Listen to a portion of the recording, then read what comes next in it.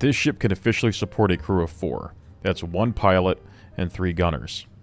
The pilot controls an immense amount of forward firepower, with 4 guns on the nose and 2 additional guns on the wing.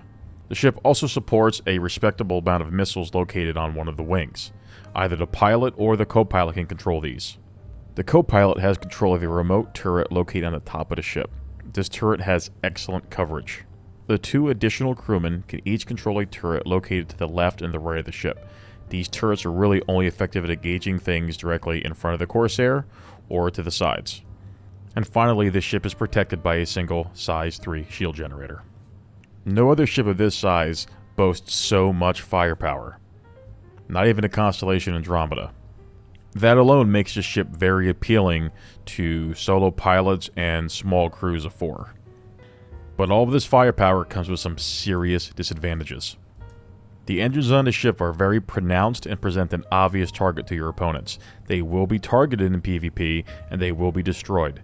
If an engine is destroyed, your ship will become uncontrollable, and you are effectively out of the fight. The most glaring weakness, however, even more so than the large engines, are the MAV thrusters. These will almost always be destroyed, either when your shield falls, or whenever something penetrates your shields, be it ballistic damage or missiles.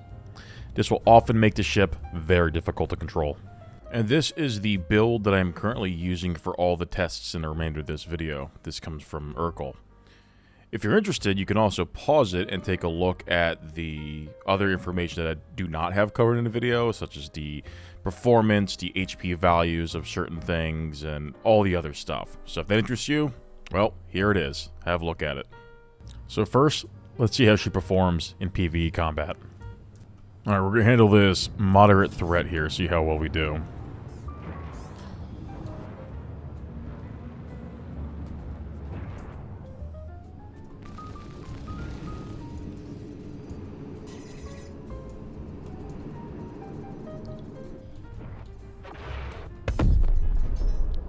Not too bad. Would have been a bit faster if we had cannons on there. But I prefer velocity. And I just totally got one-shotted by a missile. Alright, since PvE is pretty lackluster and, you know, that just happened, let's look at the more PvP-focused side of things, which is what, me personally, what I care more about anyway. The Corsair maneuverability is quite poor and it heavily struggles during PvP. Even while doing a 45 in his turret drill, I'm having a very hard time keeping those onto a target. This is a light fighter, but this is the most common opponent you will face in the PU during PvP. Gimbals can help with this, but again, they're not very accurate to begin with, but they are probably your best bet for fighting opponents in the PU. This is another glaring weakness of the Corsair, is a massive dead zone below the ship. Any other ship that gets underneath of you will not be able to be hit, and due to your extremely poor maneuverability, it is very unlikely that you'll get nose on. There is no turret coverage down here. If they're down here, there's nothing you can do about it.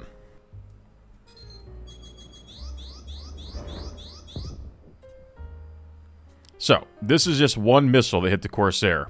We've already got some red parts, that's whatever.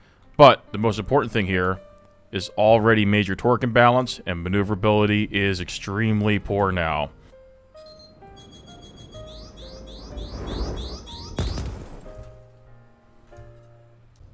And this is with further damage. You can see that I can barely even control the ship at this point. I cannot roll, I cannot maneuver, and at this point, I am effectively dead, which is the biggest reason why this is a terrible ship for PvP. Unfortunately, I cannot recommend the Great Corsair for PvP. You can probably get away with it in PvE, you can probably get away with it for doing bunker missions, but any type of direct confrontation where you're facing other players, there are far better options. I sincerely hope that CIG at some point improves the ship and makes it PvP viable. Thank you for watching.